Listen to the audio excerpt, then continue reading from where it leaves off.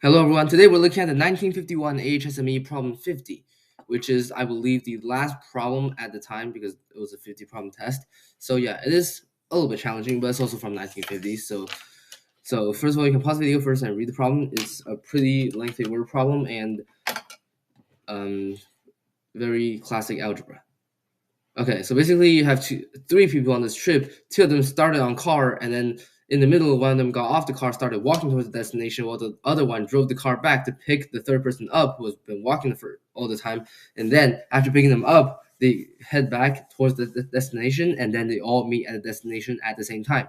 And we're trying to find the total number of trip that all three of them took, because we know it's the same. So first of all, this is obviously algebra, so we'll definitely try to make an equation. And since there's so many variables and so many people, we want to make the equation easy to cancel. Thus, we want the equation to look kind of similar in form. So what I chose was to make an equation for each of the three people, because I know that's going to make the form of the equation mostly similar. Like the denominators are going to be about the same, and this problem is all going to be 5 or 25 or 5, and then the numerator are just going to be their speed or distance or whatever. So let's make the equations. So first of all, for the first person, I believe, is called Harry, and Harry is the person who drove on the car first and then got off and walked. So we know the distance he walked, we'll just set that to d1, because otherwise it's going to be hard to actually calculate that using any other variable. So just setting an individual variable for that is the optimal choice here. So d1 over 25, which is his speed, plus the distance left that he walked is 100 minus d1 over 5, because he walked that. So that is equal to t, which is the total time that all three of them took. Tom is the guy that was on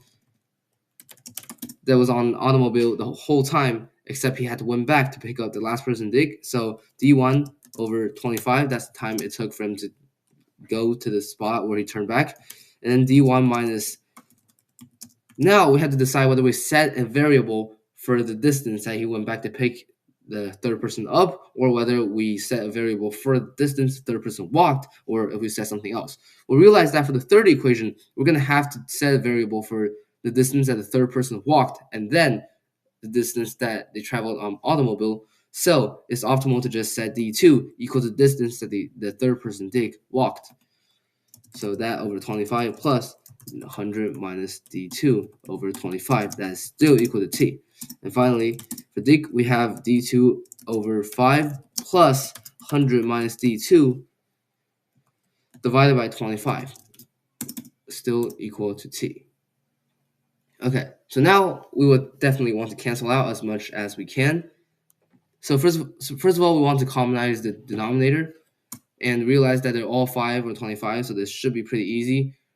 So we have, I believe, d1 plus 500 minus 5d1 over 25. That simplifies to 500 minus 4d1 over 25. That is for Harry's equation. For Tom's equation, we also commonize the denominator to 25, except this time is already happened by itself. So we have 2d1 minus 2d2 plus 100 over 25. If I'm not a bum, let me see. Yep, that looks about right. And then finally, we have for dig, we have to commonize the denominator again. So 4d2 plus 100, right? Because we have 5d2 minus d2 and then plus 100 over 25. Okay, so let's see. So after commonizing the denominator, now if we multiply Tom's equation by 2, and we notice that we have 2d1 and 2d2, and we have 4d1 and 4d2 down here. So if we multiply this equation by 2, and we can add a few of them up to cancel out a lot of stuff. And notice that we have negative d2 here and positive d2 here. We also have negative d1 here and positive d1 for Tom. So if we multiply this equation by 2, we get 4d1 minus 4d2 plus 200 over 25 is equal to t. Now if we add up all three equations, no, actually this is not t, this is 2t. And also I just realized that all of this has been autocorrected to Tom. That is not what I intend to do. So we have 4dy minus 4d2 plus 200 over 25 equals 2t. If we add that by Harry and Dick's equation, we'll get all the d terms cancel out. We get 500 plus 200 plus 100 is equal to 4t, I believe. So t is equal to 200. Is that right? Let me see. Wait, no. Hold up. That is not at all right. Okay, yep. So I realized what I did wrong.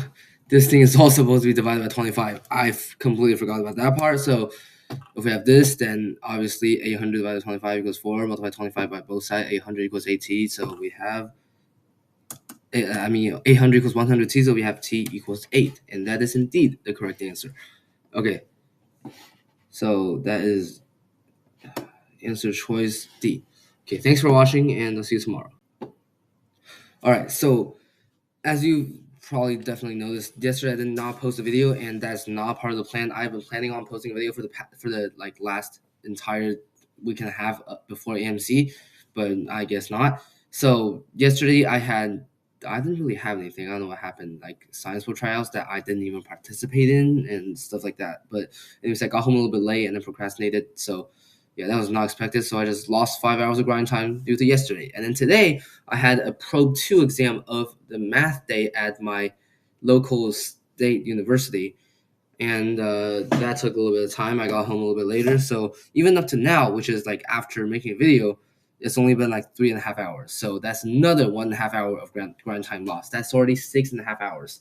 And then tomorrow I won't be able to do anything at all because I have cello and tennis. So there's another approximately 5 hours, maybe 4 hours of grind time lost. So that's gonna be not good. It's like 10.5 hours of grind time lost. I only have 50 hours starting Monday. So that's like 1/5 of all grind time lost due to these 3 days. So that is not good at all.